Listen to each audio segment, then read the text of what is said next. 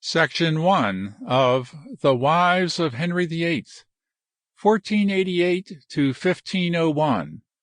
Introductory. Why Katharine Came to England. Political Matrimony. Part 1. The history of modern Europe takes its start from an event which must have appeared insignificant to a generation that had witnessed the violent end of the English dominion in France, had been dinned by the clash of the Wars of the Roses, and watched with breathless fear the savage hosts of Islam striking at the heart of Christendom over the still smoking ruins of the Byzantine Empire. Late one night, in the beginning of October 1469, a cavalcade of men, in the guise of traders, halted beneath the walls of the ancient city of Burgo di Osma, in old Castile. They had travelled for many days, by little-used paths, through the mountains of Soria, from the Aragonese frontier town of Tarazona, and impatient to gain the safe shelter of the fortress of Osma, they banged at the gates, demanding admittance. The country was in anarchy. Leagues of churchmen and nobles warred against each other and preyed upon society at large. An impotent king, deposed with ignominy by one faction, had been as ignominiously set up again by another, and royal pretenders to the succession were the puppets of rival parties whose object was to monopolize for themselves all the fruits of royalty, whilst the monarch fed upon the husks. So when the newcomers called peremptorily for admittance within the gates of Osma, the guards upon the city walls, taking them for enemies or freebooters, greeted them with a shower of missiles from the catapults. One murderous stone whizzed within a few inches of the head of a tall, fair-haired lad of good mien and handsome visage, who, dressed as a servant, accompanied the cavalcade. If the projectile had effectively hit, instead of missed, the stripling, the whole history of the world from that hour to this would have been changed, for this youth was Prince Ferdinand, the heir of Aragon, who was being conveyed secretly by a faction of Castilian nobles to marry the Princess Isabella, who had been set forward as a pretender to her brother's throne, to the exclusion of the king's doubtful daughter, the hapless Beltranella.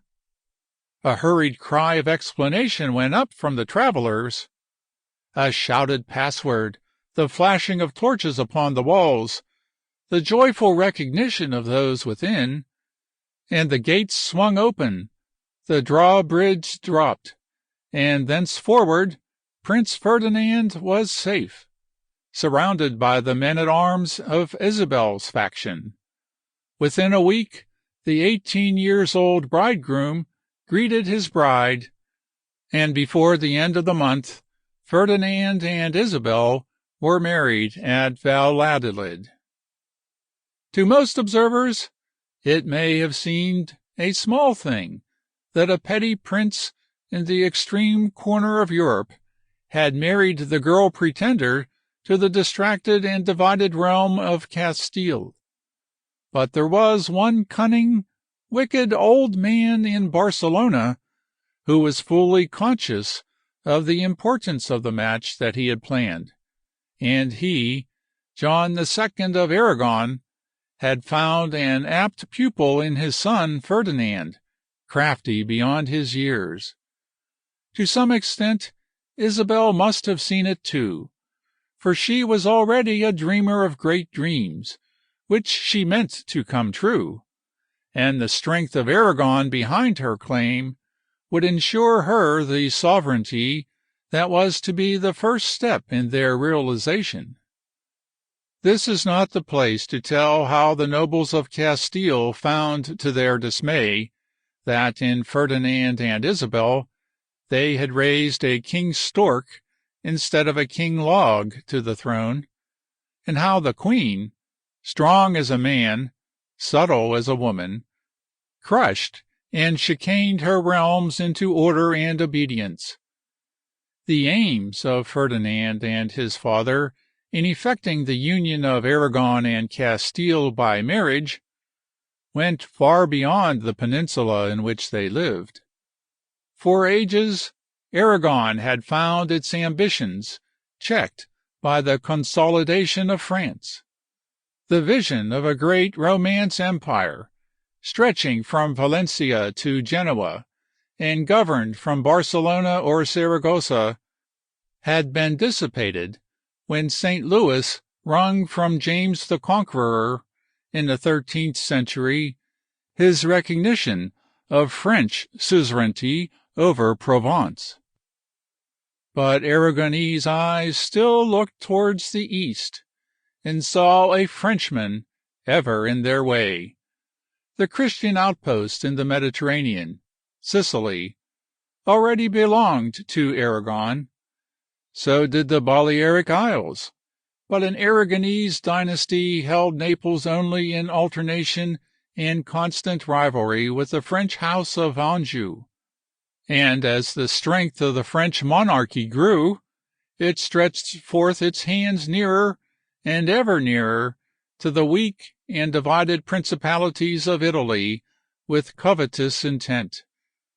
Unless Aragon could check the French expansion across the Alps, its own power in the Mediterranean would be dwarfed. Its vast hopes must be abandoned, and it must settle down to the inglorious life of a petty state, hemmed in on all sides by more powerful neighbors.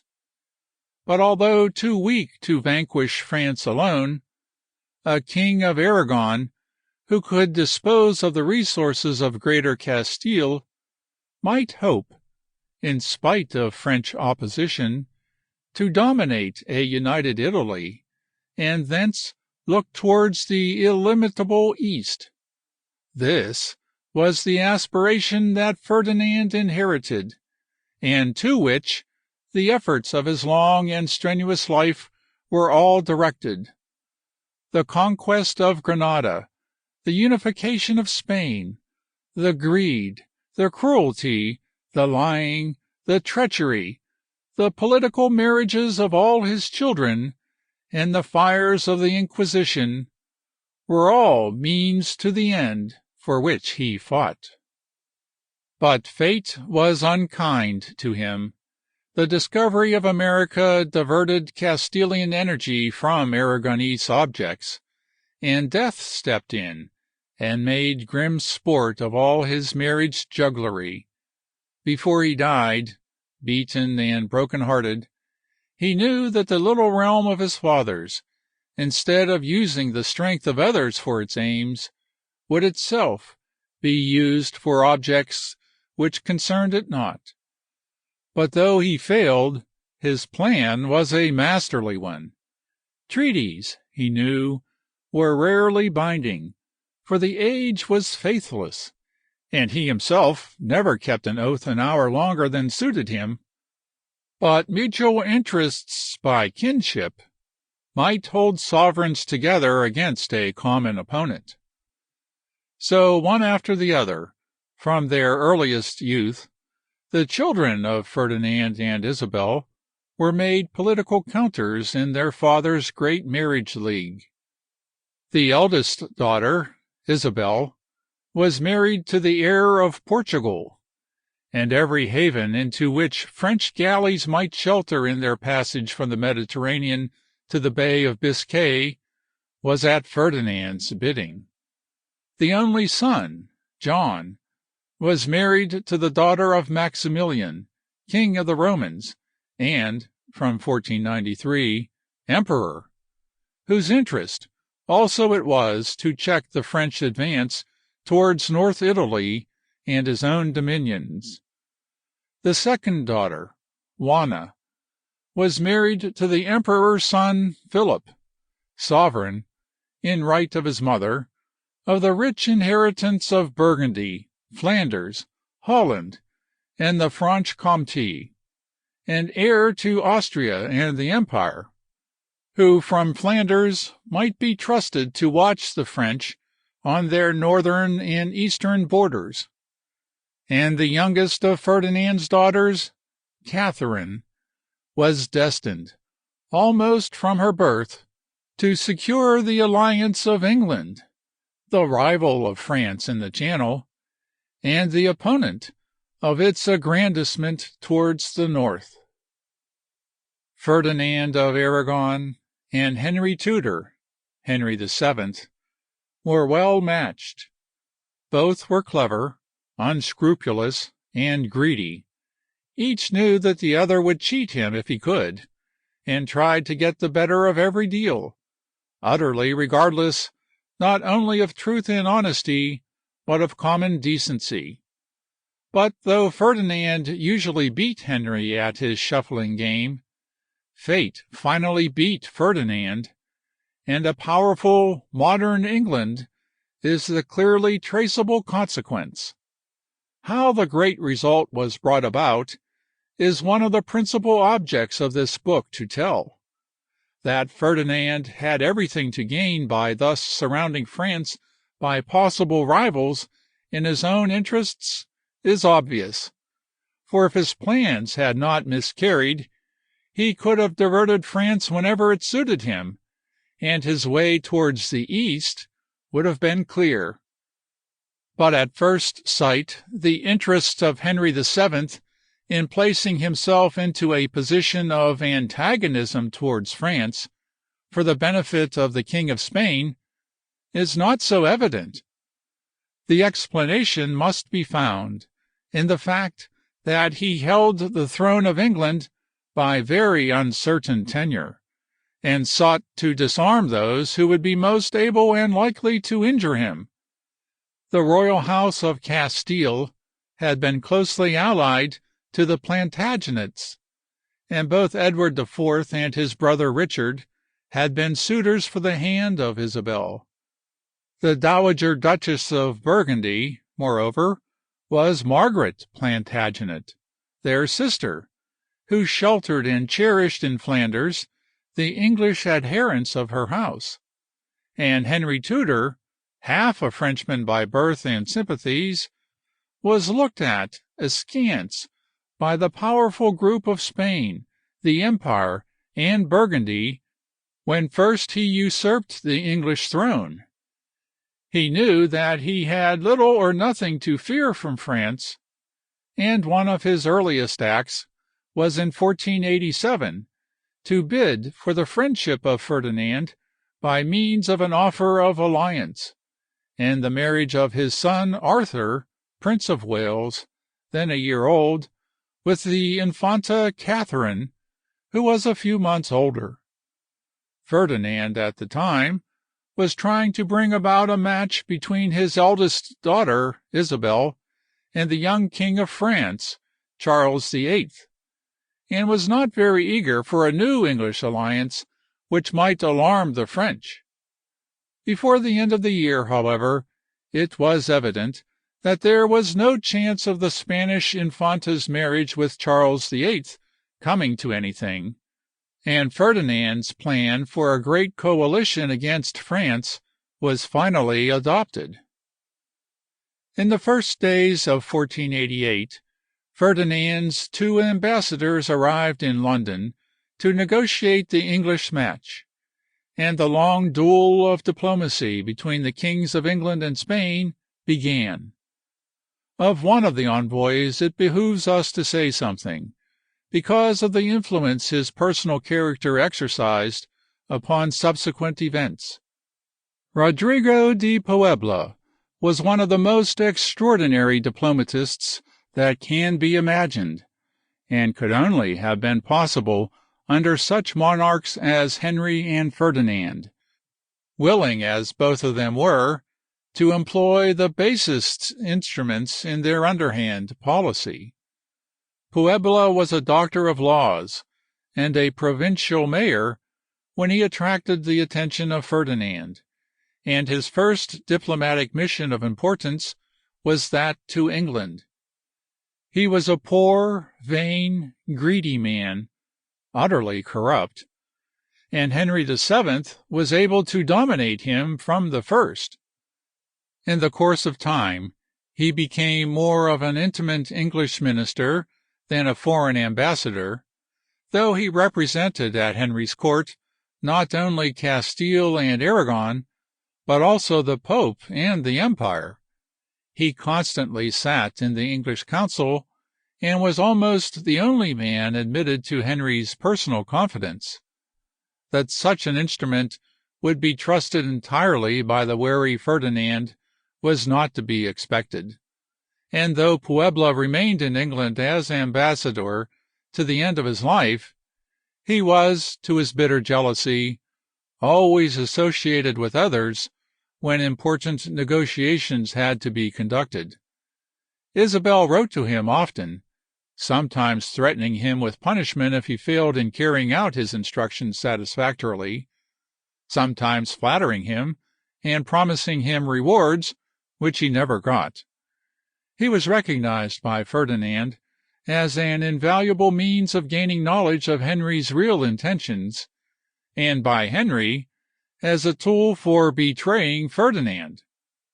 It is hardly necessary to say that he alternately sold both, and was never fully paid by either. Henry offered him an English bishopric, which his own sovereigns would not allow him to accept, and a wealthy wife in England was denied him for a similar reason, for Ferdinand on principle kept his agents poor. On a wretched pittance allowed him by Henry, Puebla lived thus in London until he died almost simultaneously with his royal friend. When not sponging at the tables of the king or English nobles, he lived in a house of ill fame in London, paying only 2d. a day for his board, and cheating the other inmates, in the interests of the proprietor, for the balance. He was, in short, a braggart, a liar, a flatterer, and a spy, who served two rogues roguishly, and was fittingly rewarded by the scorn of honest men. This was the ambassador who, with a colleague called Juan de Sepulveda, was occupied through the spring of 1488 in negotiating the marriage of the two babies, Arthur, Prince of Wales, and the Infanta Katharine. They found Henry, as Puebla says, singing Te Deum Laudamus about the alliance and marriage. But when the parties came to close quarters, matters went less smoothly. What Henry had to gain by the alliance was the disarming of possible enemies of his own unstable throne, whilst Ferdinand needed England's active or passive support in a war against France, for the purpose of extorting the restoration to Aragon of the territory of Russia and Sardinia, and of preventing the threatened absorption of the Duchy of Brittany into the French monarchy. The contest was keen and crafty. First, the English commissioners demanded, with the Infanta, a dowry so large as quite to shock Puebla, it being, as he said, 5 times as much as had been mentioned by English agents in Spain.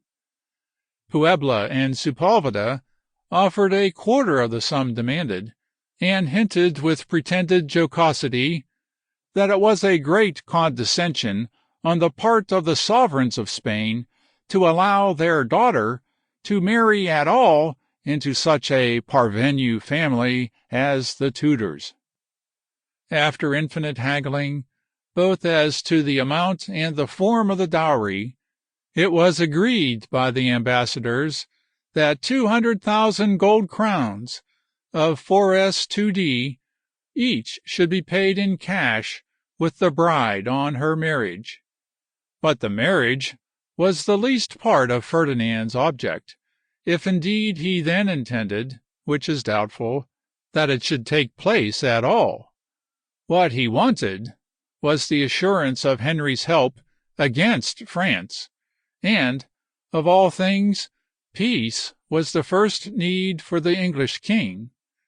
When the demand was made, therefore, that England should go to war with France whenever Ferdinand chose to do so, and should not make peace without its ally, baited though the demand was with the hollow suggestion of recovering for England the territories of Normandy and Guienne, Henry's duplicity was brought into play. He dared not consent to such terms, but he wanted the benevolent regards of Ferdinand's coalition. So his ministers flattered the Spanish king, and vaguely promised, quote, "mounts and marvels," unquote, in the way of warlike aid, as soon as the marriage treaty was signed and sealed. Even Puebla wanted something more definite than this, and the English commissioners, the Bishop of Exeter and Giles Daubeny, quote, took a missal in their hands and swore in the most solemn way before the crucifix that it is the will of the King of England first to conclude the alliance and the marriage, and afterwards to make war upon the King of France, according to the bidding of the Catholic kings. Unquote. Nor was this all, for when Puebla and his colleagues later in the day saw the king himself, Henry smiled at and flattered the envoys, and flourishing his bonnet and bowing low each time the names of Ferdinand and Isabel passed his lips, confirmed the oath of his ministers, quote, which he said we must accept for plain truth, unmingled with double-dealing or falsehood. Unquote.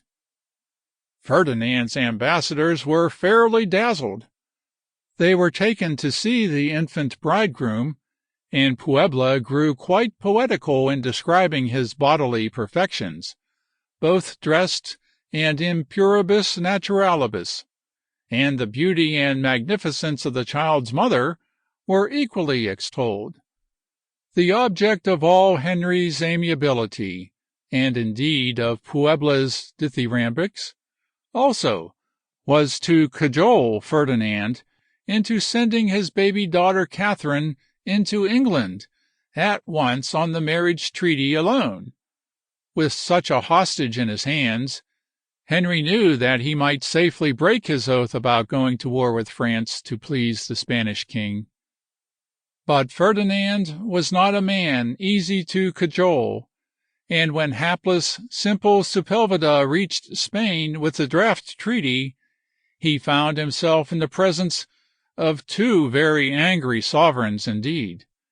200,000 crowns dowry, indeed.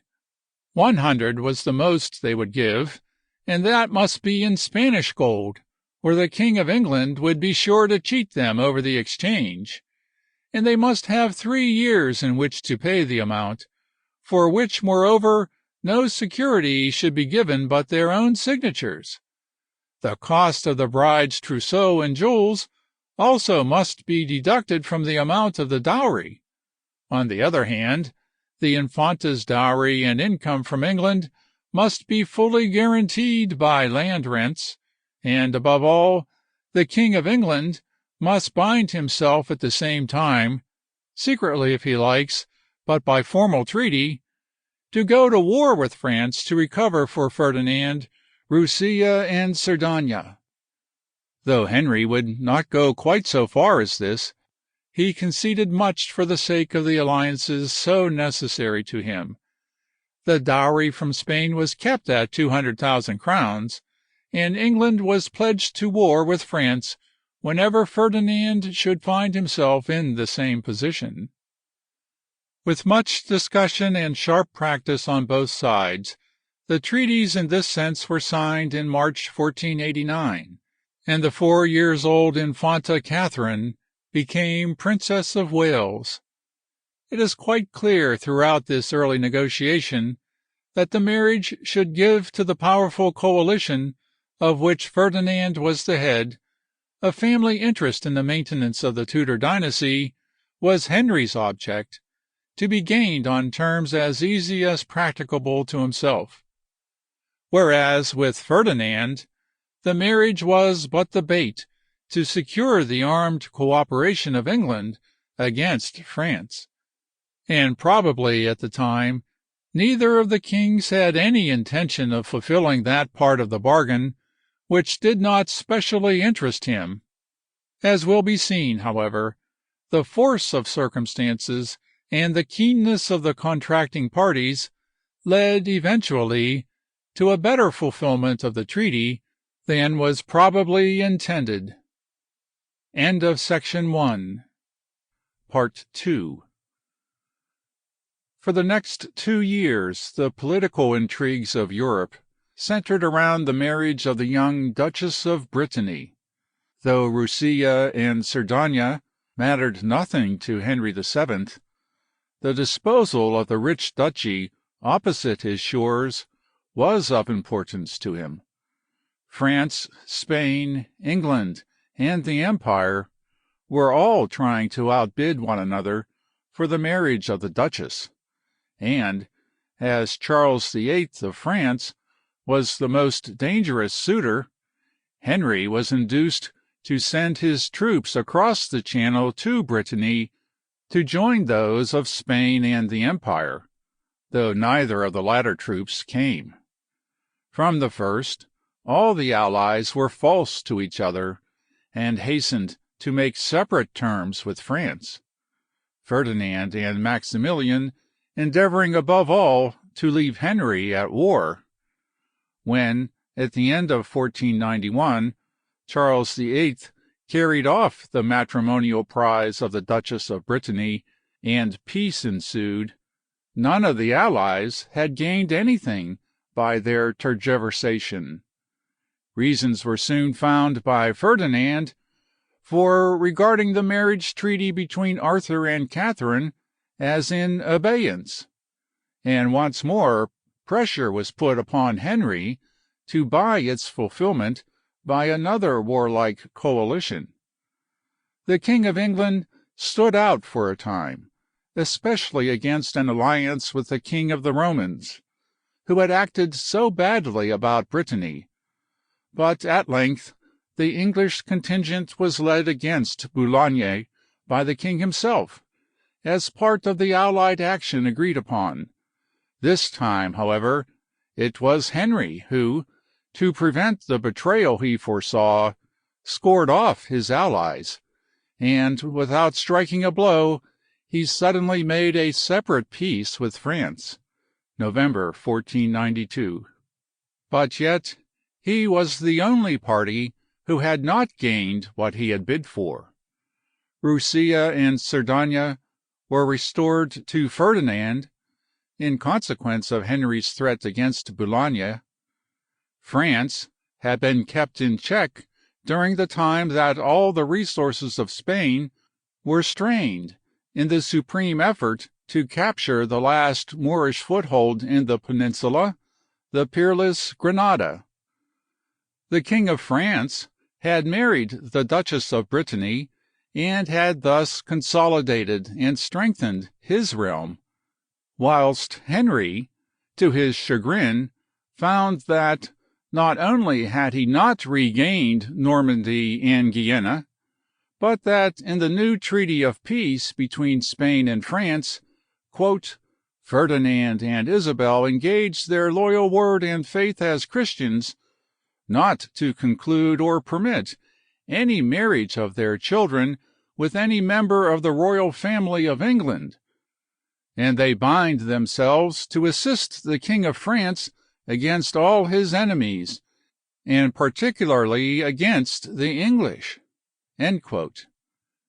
This was Henry's first experience of Ferdinand's diplomacy, and he found himself outwitted at every point.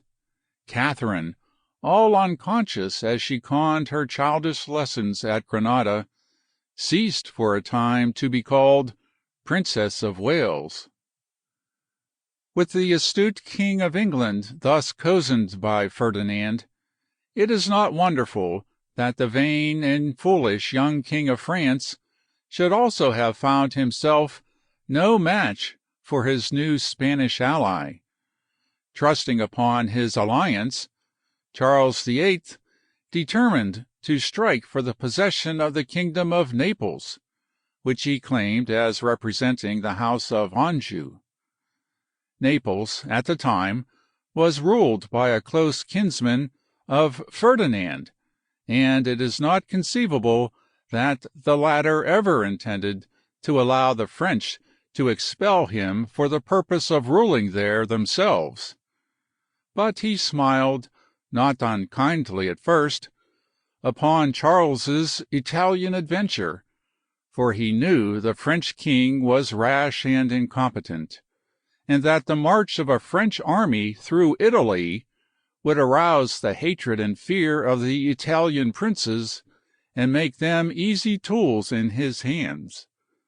The King of Naples, moreover, was extremely unpopular and of illegitimate descent, and Ferdinand doubtless saw that if the French seized Naples, he could not only effect a powerful coalition to expel them, but in the scramble might keep Naples for himself. And this is exactly what happened. The first cry against the French was raised by the Pope Alexander VI, a Spanish Borgia. By the time Charles VIII of France was crowned King of Naples, May 1495, all Italy was ablaze against the intruders, and Ferdinand formed the Holy League of Rome, Spain, Austria, Venice, and Milan to crush his enemies. Then, as usual, he found it desirable to secure the benevolence of Henry VII of England. Again, Henry was delighted, for Perkin Warbeck had been received by Maximilian and his Flemish kinsmen as the rightful King of England, and the Yorkist nobles still found aid and sympathy in the dominions of Burgundy. But Henry had already been tricked once by the allies, and was far more difficult to deal with than before. He found himself, indeed, for the first time, in the position which under his successors enabled England to rise to the world power she attained, namely, that of the balancing factor between France and Spain. This was the first result of Ferdinand's coalition against France for the purpose of forwarding Aragonese aims, and it remained the central point of European politics for the next 100 years. Henry was not the man to overlook his new advantage, with both of the great European powers bidding for his alliance, and this time he drove a hard bargain with Ferdinand. There was still much haggling about the Spanish dowry for Katharine, but Henry stood firm at the 200,000 gold crowns, though a quarter of the amount was to take the form of jewels belonging the bride. One stipulation was that the new marriage was to be kept a profound secret, in order that the King of Scots might not be alarmed, for Ferdinand was trying to draw even him away from France by hints of marriage with an infanta. By the new treaty, which was signed in October 1497, the formal marriage of Arthur and Katharine per verba di presenti was to be celebrated when Arthur had completed his 14th year, and the bride's dowry in England was to consist of a third of the revenues of Wales, Cornwall, and Chester, with an increase of the income when she became queen. But it was not all plain sailing yet. Ferdinand considered that Henry had tricked him about the amount and form of the dowry, but the fear that the King of France might induce the English to enter into a new alliance with him kept Ferdinand ostensibly friendly. In the summer of 1498, 2 special Spanish ambassadors arrived in London and saw the king for the purpose of confirming him in the alliance with their sovereigns, and, if we are to believe Puebla's account of the interview, both Henry and his queen carried their expressions of veneration for Ferdinand and Isabel almost to a blasphemous extent. Henry, indeed, is said to have had a quarrel with his wife because she would not give him one of the letters from the Spanish sovereigns always to carry about with him, Elizabeth saying that she wished to send her letter to the Prince of Wales.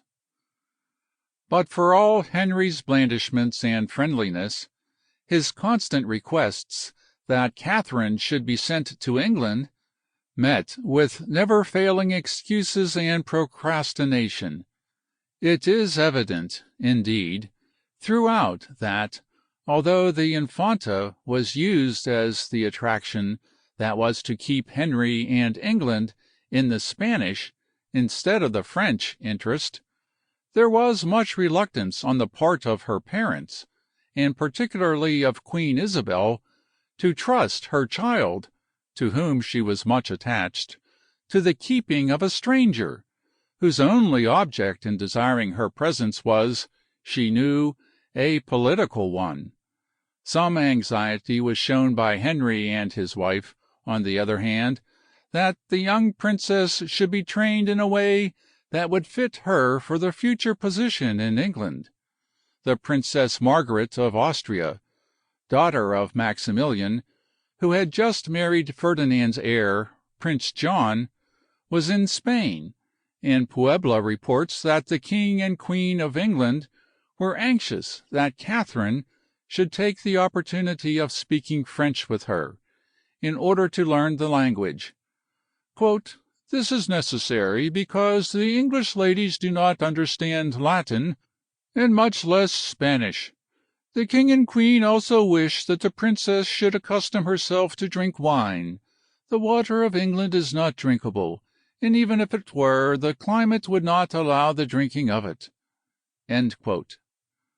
The necessary papal bulls for the marriage of the prince and princess arrived in 1498, and Henry pressed continually for the coming of the bride, but Ferdinand and Isabel were in no hurry.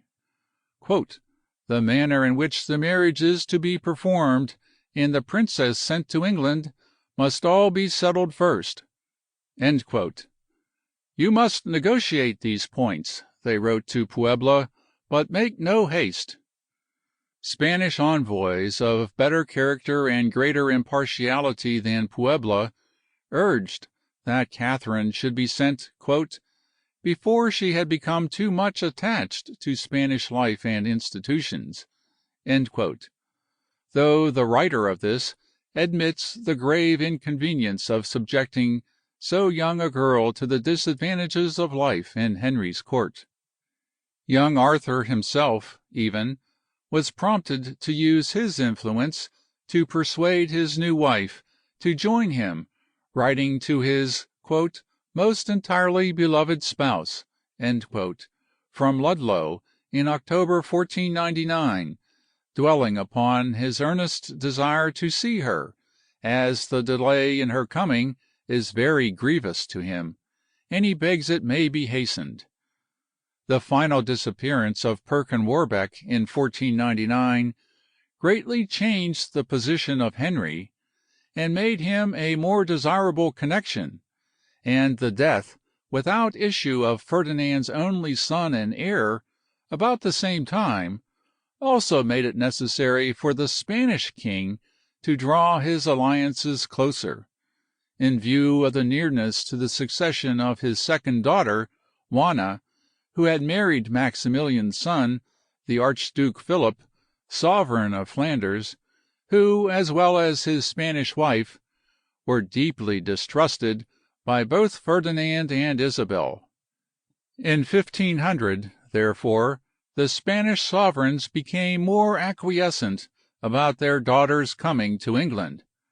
By Don Juan Manuel, their most skilful diplomatist, they sent a message to Henry in January 1500, saying that they had determined to send Katharine in the following spring, without waiting until Arthur had completed his 14th year. The sums, they were told, that had already been spent in preparations for her reception in England were enormous, and when in March there was still no sign of the bride's coming, Henry VII began to get restive. He and his country, he said, would suffer great loss if the arrival of the princess were delayed. But just then Ferdinand found that the treaty was not so favorable for him as he had expected, and the whole of the conditions, particularly as to the payment of the dowry and the valuation of the bride's jewels, had once more to be laboriously discussed, another Spanish ambassador being sent to request fresh concessions. In vain Puebla told his master that, when once the princess arrived, all England would be at his bidding, assured him of Henry's good faith and his own ability as a diplomatist. Ferdinand always found some fresh subject to be wrangled over: the style to be given to the King of England, the number of servants to come in the train of Katharine, Henry desiring that they should be few, and Ferdinand many. And one of the demands of the English king was, "that the ladies who came from Spain with the princess should all be beautiful, or at least none of them should be ugly." In the summer of 1500 there was a sudden panic in Ferdinand's court that Henry had broken off the match. He had gone to Calais to meet for the first time the young Archduke Philip, Ferdinand's son-in-law, and it was rumored that the distrusted Fleming had persuaded Henry to marry the Prince of Wales to his sister, the Archduchess Margaret, the recently widowed daughter-in-law of Ferdinand. It was not true, though it made Ferdinand very cordial for a time, and soon the relations between England and Spain resumed their usual course of smooth-tongued distrust and tergiversation. Still another ambassador was sent to England, and reported that people were saying they believed the princess would never come, though great preparations for her reception continued to be made, and the English nobles were already arranging jousts and tournaments for her entertainment. Ferdinand, on the other hand, continued to send reassuring messages. He was, he said, probably with truth now, more desirous than ever that the marriage should take place when the bridegroom had completed his 14th year, but it was necessary that the marriage should be performed again by proxy in Spain before the bride embarked. Then there was a delay in obtaining the ships necessary for the passage, and the Spanish sovereigns changed their minds again, and preferred that the second marriage, after Arthur had attained his 15th year, should be performed in England. The stormy weather of August was then an excuse for another delay on the voyage, and a fresh quibble was raised about the value of the princess's jewels being considered as part of the first installment of the dowry. In December 1500 the marriage was once more performed at Ludlow, Arthur being again present and pledging himself as before to Puebla. Whilst delaying the voyage of Katharine as much as possible, now probably in consequence of her youth, her parents took the greatest of care to convince Henry of the indissoluble character of the marriage as it stood.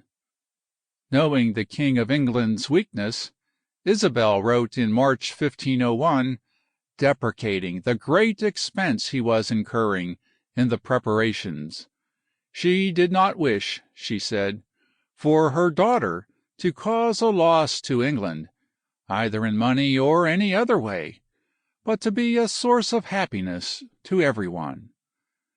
When all was ready for the embarkation at Corunna, In April 1501, an excuse for further delay was found in a rebellion of the Moors of Ronda, which prevented Ferdinand from escorting his daughter to the port. Then both Isabella and Katharine had a fit of ague, which delayed the departure for another week or two. But at last the parting could be postponed no longer, and for the last time on earth, Isabel, the Catholic, embraced her favorite daughter Katharine in the fairy palace of the Alhambra, which forever will be linked with the memories of her heroism. The Queen was still weak with fever, and could not accompany her daughter on the way, but she stood stately in her sternly suppressed grief, sustained by the exalted religious mysticism which in her descendants degenerated to neurotic mania. Grief unutterable had stricken the Queen. Her only son was dead, and her eldest daughter and her infant heir had also gone to untimely graves. The hopes founded upon the marriages of their children had all turned to ashes, and the King and Queen saw with gloomy foreboding that their daughter Juana and her foreign husband would rule in Spain as well as in Flanders and the Empire, to Spain's irreparable disaster. And, worst of all, Juana had dared to dally with the hated thing, heresy. In the contest of divided interest which they foresaw, it was of the utmost importance now to the Catholic kings that England, at least, should be firmly attached to them, and they dared no longer delay the sacrifice of Katharine to the political needs of their country. Katharine, young as she was, understood that she was being sent to a far country amongst strangers, as much an ambassador as a bride. But she from her birth had been brought up in the atmosphere of ecstatic devotion that surrounded her heroic mother, and the din of battle against the enemies of the Christian God had rarely been silent in her childish ears. So, with shining eyes and a look of proud martyrdom, Katharine bade the Queen a last farewell, turned her back upon lovely Granada, and through the torrid summer of 1501 slowly traversed the desolate bridle roads of La Mancha and arid Castile to the green valleys of Galicia, where, in the harbor of Corunna, her little fleet lay at anchor, awaiting her. From the 21st of May, when she last looked upon the Alhambra, it took her nearly 2 months of hard travel to reach Corunna, and it was almost a month more before all was ready for the embarkation with the great train of courtiers and servants that accompanied her. On the 17th August, 1501, the flotilla sailed from Corunna, only to be stricken the next day by a furious northeasterly gale and scattered, the princess's ship, in dire danger, being driven into the little port of Laredo in the north of Spain. There Katharine was seriously ill, and another long delay occurred. The apprehension that some untoward accident had happened to the princess at sea, causing great anxiety to the King of England, who sent his best seamen to seek tidings of the bride. The season was late, and when, on the 26th September 1501, Katharine again left Laredo for England, even her stout heart failed at the prospect before her. A dangerous hurricane from the south accompanied her across the Channel, and drove the ships finally into the safety of Plymouth harbor on Saturday the 2nd, October 1501. The princess was but little expected at Plymouth, as Southampton or Bristol had been recommended as the best ports for her arrival, and great preparations had been made for her reception at both those ports, but the Plymouth folk were nothing backward in their loyal welcome of the new Princess of Wales, for one of the courtiers who accompanied her wrote to Queen Isabel that "she could not have been received with greater rejoicings if she had been the saviour of the world." As she went in solemn procession through the streets to the church of Plymouth to give thanks for her safety from the perils past, with foreign speech sounding in her ears, and surrounded by a curious crowd of fair folk, so different from the swarthy subjects of her mother that she had left behind at Granada, the girl of 16 might well be appalled at the magnitude of the task before her. She knew that henceforward she had, by diplomacy and woman's wit, to keep the might and wealth of England and its king on the side of her father against France, to prevent any coalition between her new father-in-law and her brother-in-law Philip in Flanders, in which Spain was not included, and, finally, to give an heir to the English throne, who, in time to come, should be Aragonese in blood and sympathy. Thenceforward Katharine must belong to England in appearance, if her mission was to succeed.